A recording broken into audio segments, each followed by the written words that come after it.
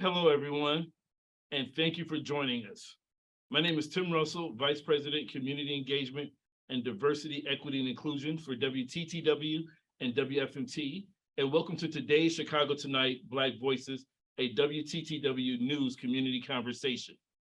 WTTW is committed to producing and presenting trusted best-in-class content fueled by distinctly Chicago sensibility.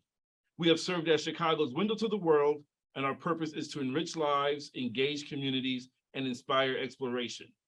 Essential to this purpose are our core values, in particular, diversity and equity. We celebrate differences, embrace inclusivity, and strive for equity. The stories we tell, as well as the people in front of and behind the camera and microphone, reflect the myriad of faces and voices of our region. Before we get things going, I'd like to extend a very special thanks to our supporters, who you can see listed here. The generous support of these donors, sponsors, and WTTW members and viewers like you make it possible for WTTW to bring provocative ideas to life, to tackle the issues that matter, and to extend our perspective on the world in which we live. There is only one reason why this is possible, and that reason is you. So thank you for your support. Now at this moment, please welcome our host, Brandis Friedman of Chicago Tonight. Thank you. Hi, Tim. Thank you so much. And thank you for having me. I just realized I've been in the virtual world, right? I forgot to change my virtual background. So there it is. And thank you for having me. Welcome everybody to Chicago Tonight Black Voices, a WTTW News Community Conversation. And thank you for spending your evening with us. I am, as Tim said, Brandis Friedman. So the distribution of educational resources throughout Chicago has been top of mind amid the pandemic. Some might say disinvestment dates back to 2013, when former Mayor Rahm Emanuel and Chicago public school officials at the time closed 50 schools, combating a deficit in the city's budget, which left more than 11,000 students displaced. Some advocates might argue it started even before then. But whether it's funding, after-school programming, or the number of teachers in a classroom, parents and advocates are often pushing for more investment in particularly South and West Side schools. So tonight, as the new school year is underway, we'll focus on educational equity, the outlook for the new school year, and what can be done to address present-day disparities. So to our audience, you all are in a listen-only mode, but that does not mean that you can't be a part of the conversation. We want to hear from you, so please do chime in on that chat function with your questions and your comments. I will be sure to share them with our guests. Speaking of guests, it's time to introduce our panel and to thank them for taking time out of their busy schedules to speak with us. Let's start with Tanesha Peeples, founder and president of the Roots Initiative. She's an organizer and an activist for youth development and education. Hey, Tanesha, welcome.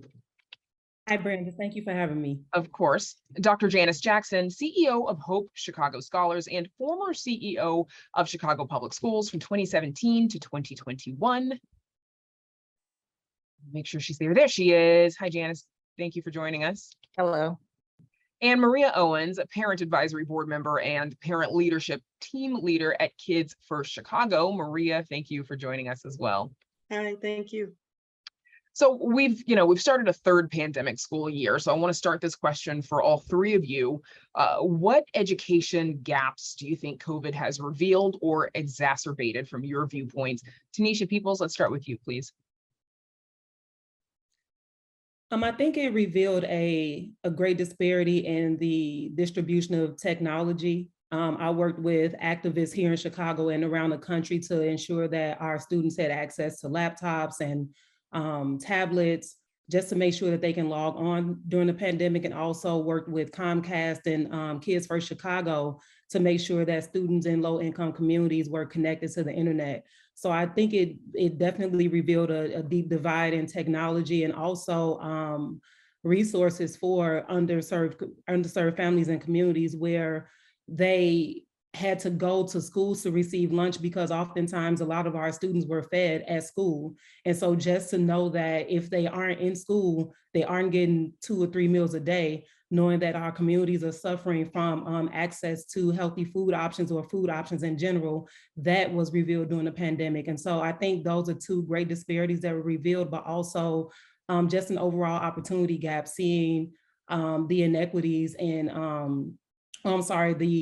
the opportunities that our students are missing out on as far as academic and access to extracurricular activities, and how that really affects the shaping of their social emotional well-being. So those are three things that I like to highlight that the pandemic revealed in our communities.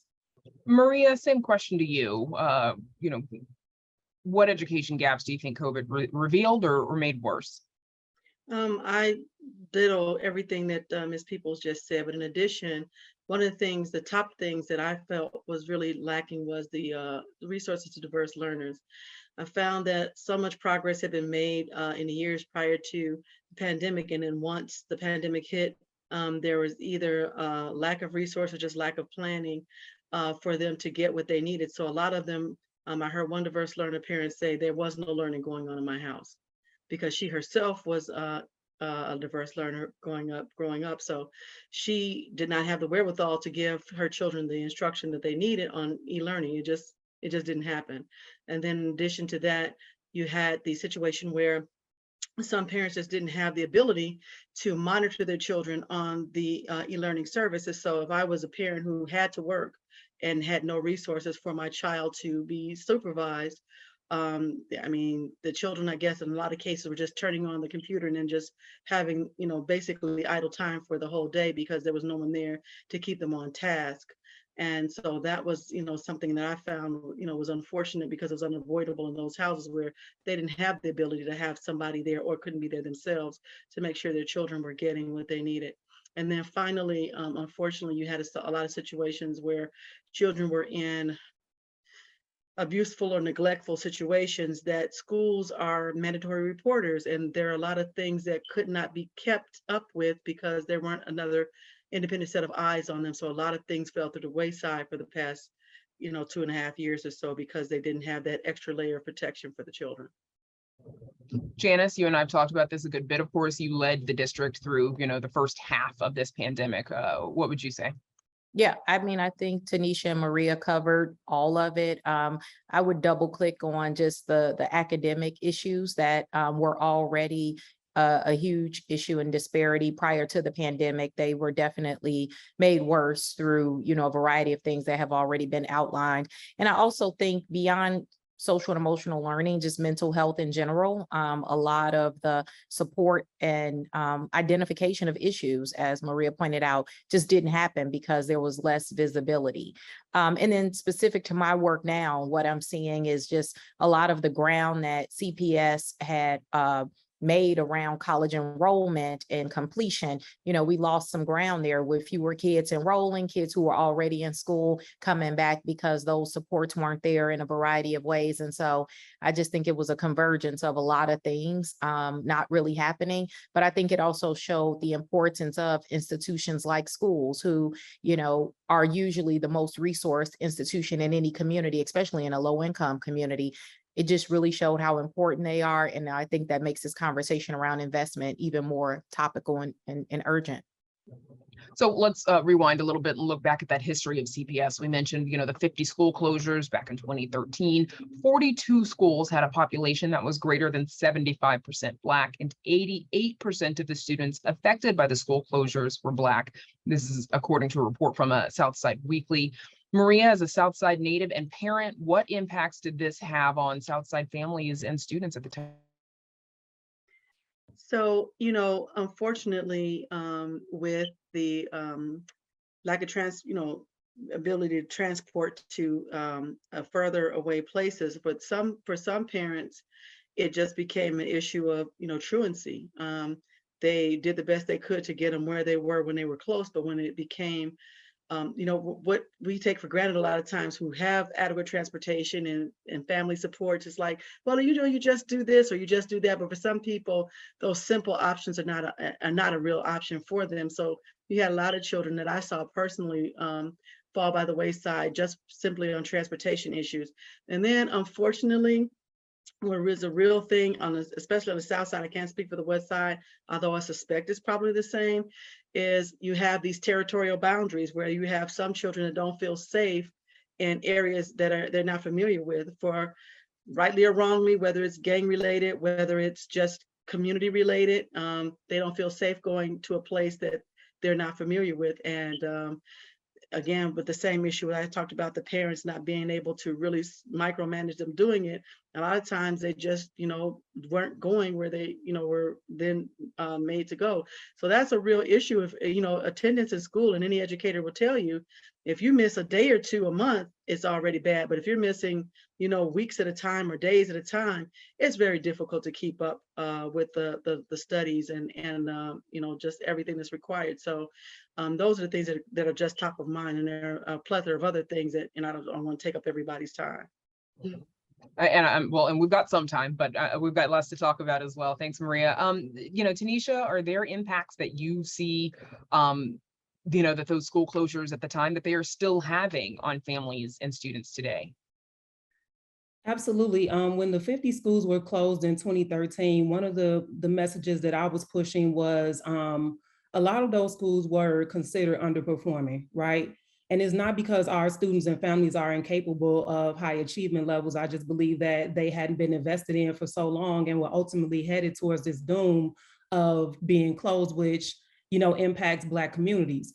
And so when we look at that now and how many students are dispersed throughout the city to different schools, whether it be the effect of having to travel maybe an hour or two to another part of the city to go to school, or as Maria stated, truancy because you can't make it at all, or students being shuffled to different communities and having to deal with gang problems within the school. I know my 16-year-old cousin was killed 2 weeks ago, and he was a student at Urban Prep, and him and his little brother faced bullying from gang members in that school. And so that's been a real issue. And so to see the violence rise amongst youth, I think that that's a direct result or a byproduct of these schools closing and communities being mixed, or just communities suffering in general. And Tanesha, I'm sorry to hear about your relative and that death there. It's unfortunate, obviously. Janice, one of the things that we often heard from CTU in that time period and in the last 10 years, honestly, is that schools are often starved. They begin to underperform and then are shut down after having been starved. Yeah. First, what is your reaction to that in light of, sort of this historic conversation about schools? But also, are there impacts that you think are still happening for families today after that closure? Yeah, I think the biggest impact is just even deeper mistrust from families with the district. That's something that during my time as CEO, we faced. And I think, despite what I consider to be Herculean efforts to overturn that, it was difficult. And oftentimes, if you spent enough time talking to people, usually the conversation led back somewhere around school closings or disinvestment or some, just real gripe about, one school having something and someone in their schools not having it. And all of those are legitimate concerns. I think where I come at this from a different perspective. First, I'll share a little bit. My experience with school closing is as follows. The 50 school closings. The elementary school that I attended was on the original list. It was one of the schools that fought back. It didn't eventually close, but I know what it's like to see an institution that educated you deemed no longer acceptable. I was a principal at the time when the school closings happened, but then the next year became a network chief, and I became a network chief in an area that had the largest amount of school closings because it encompassed Bronzeville, Woodlawn, et cetera. And, a lot of schools on the State Street corridor closed. And so something that's not often talked about is what happened to quote unquote, the survivors of that. I worked with the educators who were still in the district. I worked with a lot of the schools that merged and saw the challenges that Maria pointed out with transportation and bringing schools together and different cultures and gang lines. And so I've experienced all of that. I think you can litigate how CPS closed those 50 schools. I have my own critiques about how that happened. But one thing that I want people to understand, and I think we're getting closer to that, took us 10 years, is to understand that there's no recruitment plan that will fix the problem that we have, which is people leaving Chicago in massive numbers.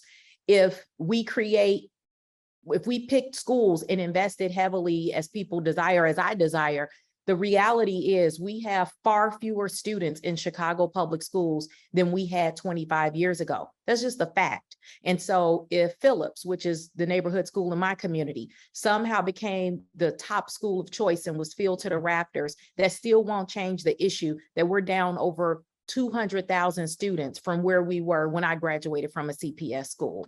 And so what we try to do is like educate people on that through the annual regional analysis conversations that we had throughout the city.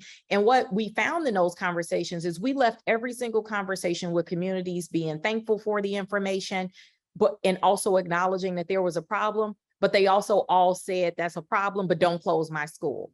And so the challenge for the mayor, CEO Martinez, and I would even say for all of us who have any vested interest in the school system, is to really have a real conversation about how we fix it.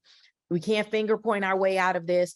We don't have the money that we need to educate every kid in this district, even if we were doing everything efficiently. And so at some point, we got to have a conversation around what those trade-offs are. For my part, and it's the last point, and I'll, turn it over for comments and reaction, was to do what we did in Inglewood. My name, I know Tanesha remembers this, my name was dragged through the mud for closing the schools in Inglewood, where we have 4 large comprehensive schools. At their height had over 4,000 students. When we closed them, had less than 400. And people, I'm talking about people I know. I grew up in Auburn Gresham, so I know the people who went to these schools and who were no longer sending their kids to the school in the community. When we reinvested, and not just with laptops, but with a real facility built to suit a high quality education with state-of-the-art equipment, athletics, all of those things, you went from 90% of the kids in Inglewood and all of those schools going to schools outside to the freshman class being overcrowded. We have to come together, and there has to be some trust to get a plan like that done. There should be, that model needs to happen in about 7 or 8 communities in Chicago, if I'm being honest with you. But the problem is, going back to the 2012, 2013, because of the way that happened, the trauma that happened there, I just don't know how we get past that. And so for me, the message is something has to happen. There are far fewer students, and I think we're actually starving kids out now. You have some schools that are open with 100 kids. Kids taking PE online is not an education. It's not equitable. And so we got to have conversations about what we're preserving and what we need to do in order to get kids in a school that they deserve and getting an education that we all think our children deserve. And I know we can talk about, the steady decline in enrollment that CPS has seen, as you mentioned, Janice, over the last 10 years, over the last 20 years. And of course, that has affected funding for a lot of schools. But I want to try and keep it going a little bit because, the CPS's budgeting has historically approached funding schools based on enrollment, student-based budgeting, which for some schools that has resulted in cuts. And CEO Pedro Martinez has said that the school system might be shifting its budgeting model away from student-based budgeting. Janice, I know I've heard you say before that you believe in it, but based on your experience, what ways do you think this current funding model could be changed or improved? Well, I think one, it's a complete misconception. And despite the fact of me saying this 100 times, I'll say it 101 times. We do use student-based budgeting at the core, but I never passed a single budget that didn't include that as the basis, and then extra funding based on equity and issues of equity. You can look at how we distributed Title I money, Title II, Title III, all of that was distributed based on equity. And so all told, I believe, and you can fact check this, about 55% of the budget of a school's budget was based on SBB, and the rest was based on these additional things that you will receive because of low income, special education, all of the additional needs that we know schools have to have in order to properly educate kids. This is what I've said. I think there are legitimate arguments around student-based budgeting versus, resource allocation, which is a different kind of model called RAM, which is what you are referring to. You could debate either one. The reality is you're slicing up a pie that just simply isn't enough. That's the bottom line. I don't care how you slice it up. There isn't enough money. And so we have to look at the equitable funding. We've made progress in the state with EBF, and that school districts like CPS are getting more funds. But we got to remember, CPS is funded at about a 70% adequacy level. That means each year when the budget comes out in CPS, it's short $2 billion of what the state says the school district needs in order to operate. And so if you do that, that's $2 billion each year for every year that kids are in the district. That is the real issue. And the state has to change the way it's funded. Illinois, I would tell everybody, go to Ed Trust, third-party think tank. They rate how schools and states fund schooling. Illinois is at the bottom. Illinois is at the bottom for funding public education, at the bottom for providing additional equitable dollars for low-income students. And so if we're not going to have a real conversation about more money coming in, all you're going to do is just continue to divide up a pie that's not big enough for everybody to be adequately fed. Tanesha, what would you like to see as far as how CPS could better fund schools? I agree with the equity-based funding. I'm not as well versed on the conversation as Dr. Jackson, but I just know that I live in a community and I've grown up in a community where I see students starving and students hurting, students traumatized. And when I was in high school, I again grew up in Inglewood, and I got the opportunity to attend Kenwood Academy in Hyde Park, and it was two completely different worlds. And so when I look at the high schools in my neighborhood compared to the ones in Hyde Park or Lincoln Park, I believe not only students should not only have access to those facilities, but access to those same resources and more if they need it.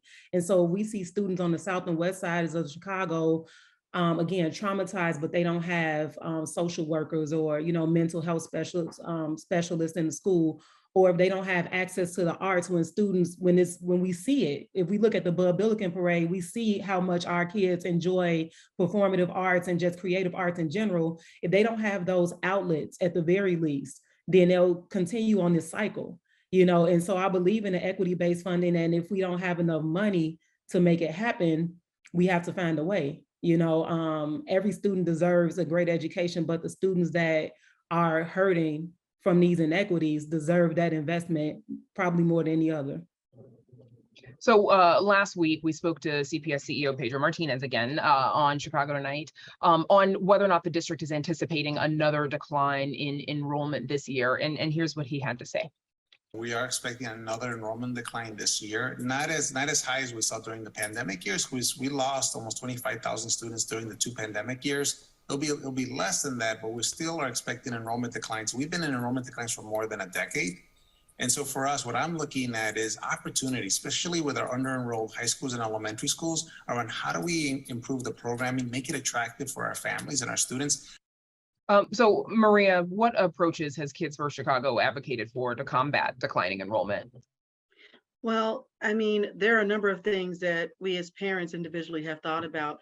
Unfortunately, one of the things that is just personally from my perspective that may not be popular with a lot of the media attention is, charter schools came into the city with a lot of promises and a lot of, like I said, promises to do better things in the community. And I think it's kind of unfortunate that a lot of resources have been diverted to those privatized public schools that would have been better served to just to shore up the traditional schools, so that when the money's siphoned out that way, also students are siphoned out that way. So when you use the SBB as a way of funding, you say, well, you don't have the kids, so you don't get the money. Well, there are a lot of things that kind of conspired to make that happen. So I think that if those schools are not performing and giving what they promised, perhaps it should be reevaluated whether their charter should be renewed. And that would be a way to conserve the money and put it into a traditional school so that, you can really shore up those schools that are lacking, and especially when the money's not being used for the betterment of the community that they're being spent in. In addition, unfortunately, you are going to have a lot of people gravitating towards these so-called high-performing schools because when I was in school, back in my day, as they say, the high-performing students were in with the middle-performing students and the low-performing students all in one building. So the student body was able to create a great culture of, enrichment. But now they have the selective enrollment and the magnet, so you kind of siphoned out the high-performing students and put them all in one place and said, everybody else, you fend for yourself. Oh, but if your school numbers go down and then people start coming away and then all these things start happening, then we're going to take your money. So you started an artificial vicious cycle that didn't have to be there. So those are, more so than just how should the money be allocated. I think we need to think about what happened, the reason that the money is no longer there, and correct those things. So I don't think that it's something that can be handled from just looking at changing the budgeting schedule, although I will say I loathe SBB. No full disclosure there. But I just think that there are so many things that fed into the problem that merely just looking at how to distribute the pie, as Dr. Jackson stated, is not really enough. You got to look at exactly what happened to the reason that the disinvestment happened. What truths and promises were made, even from the state legislature, as to how schools are going to be funded. I remember I worked for the city of Chicago when the lottery was first brought as a great way to fund schools. And I'll never forget, I was in the city council when they stated that all the money that came in was going to, be to shore up the educational system. But then when they did the bait and switch, so that instead of it being additional, it was just replaced.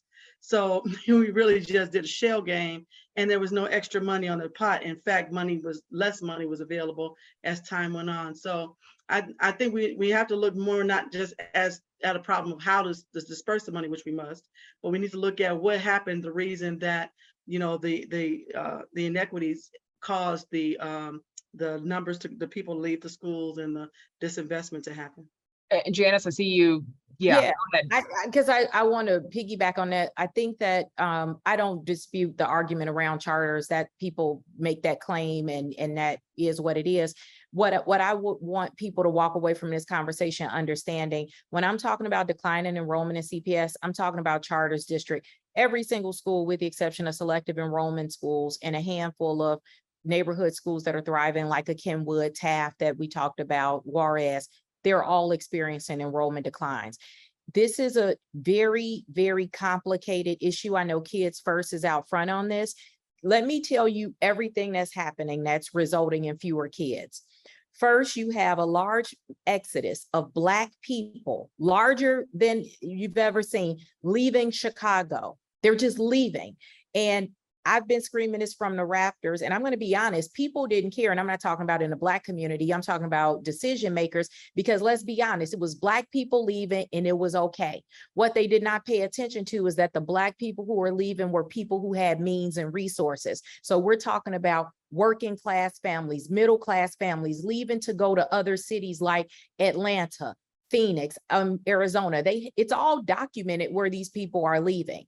Then you had people who were leaving maybe with fewer means, but really just the agency to want to get their kids in a safer environment, going to Indiana, Minnesota, all these places where the state provides resources for low-income families immediately. You go there, you're in a shelter, you are in stable housing in 2 weeks, not waiting on Section 8 for 3 and 4 years or 5 years. I don't even know how long it takes in Chicago. So you got that issue. Then you have in 2016, which we've talked about this, President Trump's election resulted in the most drastic reduction in immigration. Chicago is a large destination. For the first time in 2016, we did not see an increase in the Latino population, and that drop has been extremely dramatic. Then you have fewer kids, fewer people having children. All of this stuff is documented. The birth rate in the state of Illinois, I believe, is down 7%, or Chicago is 7%. That is a huge number. So you have fewer children being born, one group, in particular Black families, moving out of the city in drastic numbers. WBEZ has reported on this. The census data has it. Metropolitan Family Services have been talking about it. Then you have fewer Latino families coming in who were buffering some of that loss in the beginning when Black families were leaving. What we used to describe as like a perfect storm. We didn't just have birth rates decline and we got to deal with that. We didn't just have Black people leaving and have to deal with that. You had all of these things happening at the same time. So it's one of those things where if we don't deal with the real issues in the city, if we don't deal with violence, if we don't deal with economic opportunity, if we don't deal with the wraparound services that low-income families need in order to thrive, that was my frustration as the CEO. It was like they wanted me as an educator with my little teaching certificate to fix all of these things when it really was beyond what an educator can do, or educators, all of the teachers and principals who show up every day for kids. It really requires violence reduction. It requires economic opportunity. It requires better mental health services. And so the people who are still showing up in those spaces, and God bless them, That's what they're dealing with. And then we had COVID happen, which was like a sucker punch when you're already down and down for the count. And so I keep going back to the enrollment piece, because my wish, and I'll be a part of this in my role as a resident in this city, we got to come up with a plan. The lack of us having a plan, I would encourage everybody listening to this, go visit one of the under-enrolled schools. We can point fingers around at everybody. Guess what? Teachers won't go work there because they know it's going to close eventually. Parents won't send their kids there because they think it's going to close. What does that do to a school and a community? We got to sit down together, and we have to give the people in power the plan. But there are no plans. It's just a lot of finger pointing, but the plan is not happening. And we're just talking about the problem, but we're not solving the problem. So I want to shift and talk a little bit about teaching staff. The CPS budget for this school year includes 524 teaching spots, 745 school support staff, and 155 other student support personnel. Now, Tanesha, we often hear from CTU concerns about teachers being cut, particularly teachers of color. But at the same time, we often hear about a teacher shortage. Where do you think CPS falls? What, can you kind of clarify the question for me? Brandis, falls where? I'm trying to get a sense of, do you feel like CPS is doing enough to staff its schools with the right people? I would hope so. But we all have hopes. I'm not, to be completely honest, I'm not a parent. I'm actually on the board, but, at a Montessori school in Inglewood, and I know that we do everything that we can do to make sure that our students have everything that they need to succeed, including the teachers, even on a very limited budget. I just, honestly, I can say that I hope so, but I'm not sure. And I know that we've lost thousands of Black teachers over the past couple of years. So, I don't know what that says, but I know that I've seen a lot of politics between CPS and CTU that would make, an educator kind of tired of the games and, push some people out of the district. So yeah, I don't really know how to answer that question, but again, just for the sake of our students and their education and their overall well-being, I would hope so. So, and I'm going to jump in really quick because we've got one question in the Q&A from someone I think I know. Hey, Mike Beyer. But I want to remind our participants that you are welcome to add questions to the chat function or the Q&A function. I'll be sure and get them to our guests. And I'm going to come back to this question in just a bit. But I want to pose that same question to Maria. How do you feel about how the district is doing with regards to staffing and teacher staffing in particular? Well, I think that, it's a difficult question. And I think that what happens is that is not so much that CPS is not trying to attract quality talent, but I think that from the teachers that I've been in contact with, they just seem so demoralized by the administration and quite frankly, unfortunately, the parents in the community. And so then when they're trying to do their best, I don't think they feel appreciated. So if the private sector comes calling with, a nicer job or just, more fulfilling, they go to it, they gravitate to it. And I think that we as a community have to do a better job with holding up their arms and letting them know that they're appreciated. But I think that, and full disclosure also, when I heard the advertisement back in March that there was a shortage of substitute teachers, I heard the clarion call and I applied, and I am now a CPS substitute teacher. And so, I've now had the benefit of looking at it from the standpoint of being inside the building, educating the kids. And from what I can tell, it still feels like a lot of the teachers feel like it's just glorified babysitting, and they don't feel like they can really do what it is they want to do. I've heard complaints about the ISB's requirements on teachers, and they feel, for in case somebody doesn't know, Illinois State Board of Education. Yeah. And do you mean like the paperwork requirements like, and the compliance? Yes, and they feel as though by the time they meet those requirements, they really can't do the job of educating, and that's very, very it makes them feel as if they're not there to do the job they were hired, but just basically to keep numbers on attendance and keep numbers on scores and They don't feel like they can, integrate, say, life skills or deal with the children who come with traumas, and they don't feel like they can really do the classroom management they need to do. And so when you throw all that in the mix, and if you're asking, like, if I'm interested in teaching and I ask another teacher who's already there, how is it working for CPS? How is it working in the Chicago Public School? And they get that litany of complaints. It's going to be hard to draw talent in, no matter how much you pay them. I mean, you could pay them a lot of money, but if they don't feel it's worth the hassle, then you're not going to draw talent.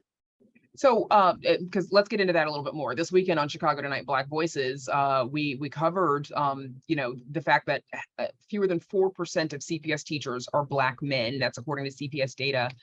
And then we just got a question from one of our participants. Thank you, Dwayne Davis. In order to staff schools, we need people that want to teach and work with young people. How do we change the policies and funding to make teaching attractive to people, particularly attractive to Black males from Chicago? This is an issue we've been talking about. Janice, I'm going to throw that one. Now, the issue around diversity and the lack of Black male teachers is a huge issue that we try to address. I think one strategy that CPS has used that has been helpful is the residency program that we have, where we looked at individuals who were working in schools already as paraprofessionals. There were about, I believe, 8,000 at the time that were paraprofessionals that had a bachelor's degree. And so CPS agreed to pay for them to go back to school to get their certification. And what was really important, and gets around some of the policy issues, is that in order to be a teacher in Illinois, you have to student teach, which is typically 12 to 16 weeks of teaching, and you don't get paid. So what we did in CPS is we said, whatever your salary was, if you were already a CPS employee, whatever your salary is, we're going to pay you that while you student teach, which allowed people to continue working while also obtaining their certification. And I don't have the numbers because, I've been away from this for a while now, but we were bringing in large numbers, and at least over 100 to 300 each year of teachers through that paraprofessional pool. And many of them were African-American and Latino, which was really important because a large majority of CPS teachers are white. And so that was a way to not only deal with some of the vacancies, but to also help diversify the pool.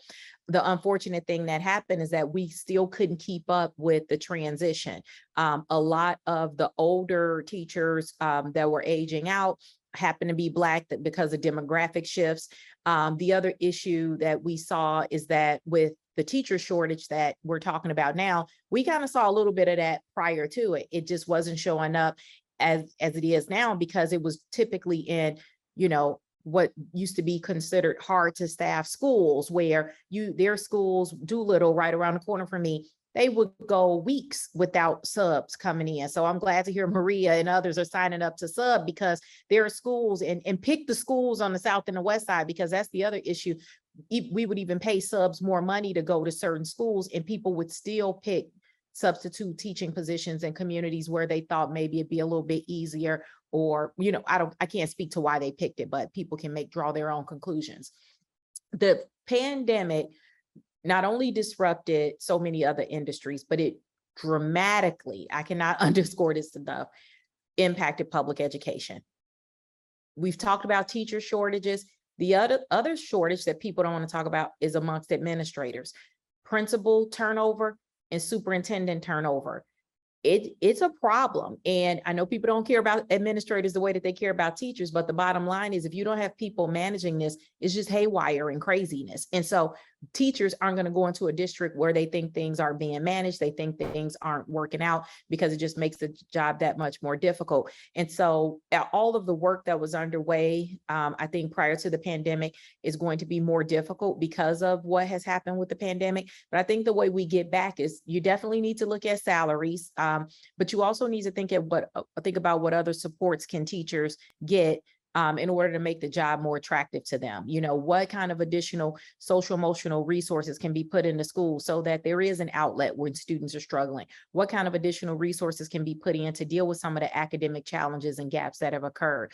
that's what is really going to keep teachers there. And then also investment in school buildings. We used to do an exit survey when teachers left CPS. I'm not sure if they still do it, but one of the things that was the biggest reason why people left, it would be either related to the facility, which I was shocked by, or like who they worked for, which I'm not shocked. Most people leave their job because of who their boss is, but I was shocked by the number of people who left because of the condition of the facility. So I think continued investment there is something that needs to happen as well. And so we're running low on time, but I do have two other questions in the chat that I want to get to before we have to let you all go. Mike Byer's been waiting patiently, so thank you. His question is, what should happen to all the under-enrolled schools? Tanesha, Maria, I want to throw that out and see which one of you jumps on it first.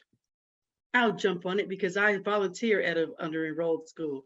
I have been volunteering at Hirsch Metropolitan High School since 2013.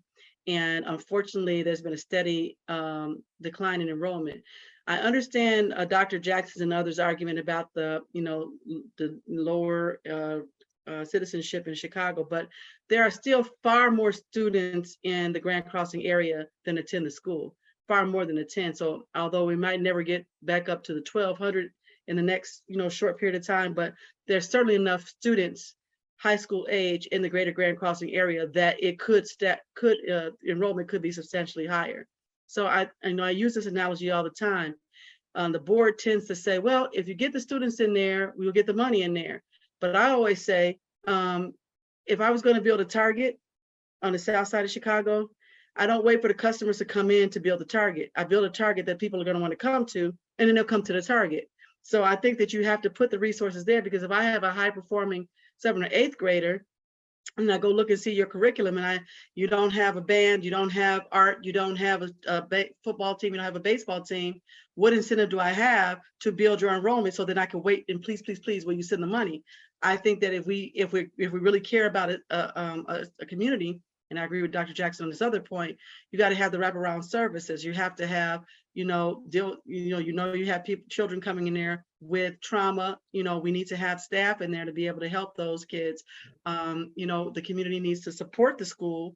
And, a lot of these schools, they have a lot of, they're not just counting on CPS money, they're counting on, friends of organizations and stakeholders. So I think that as a community, we have to rally around these schools, and we can't ask the state legislature and the city and the board to do everything. If we value that school, we as a community need to rally around these schools. So I think that's what needs to happen in low enrollment schools. We have to rally together as a team and build it. And that sort of leads to this other question that we got from Iona Calhoun at Thrive Chicago. Hi, Iona. How do we influence the system to provide more comprehensive wraparound services for students and families? Tanesha, thoughts?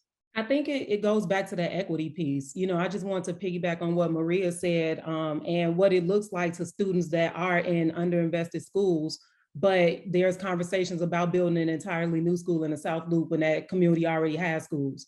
And so what message that sends to families. And so I think that what this looks like is an opportunity to seize the moment in which communities can advocate for those wraparound services and for that money to be invested in in existing schools and in those students and families. So I think as an activist and, again, as someone who grew up in Inglewood and currently lives on the far South side, that, it's up to us, as Dr. Jackson said earlier, we point the finger at different parties involved, but we're all responsible. And if we don't advocate for what we need and what we deserve, then we won't get it. And so I don't know if I entirely believe that there's no money, especially when there's money to go into different, developments, depending on who asks for it. But I do think that the money that is on reserve or, in the budget already should be shifted into these new schools, and specifically those wraparound services. Janice, do you want to weigh in on, I'll give you a last word. Do you want to weigh in on that last question? Yeah, I think I agree with everything that has been said here. I think this is a good discussion where more of this needs to happen, in particular with parents and people working directly in the community. People see what's going on, but I think they got to be engaged in a way to really understand how serious this is and really speak up for what they want to see happen in their respective communities. I think that You know, oftentimes people aren't going to speak up in certain communities until a decision gets made or things get, you know, a little fired up.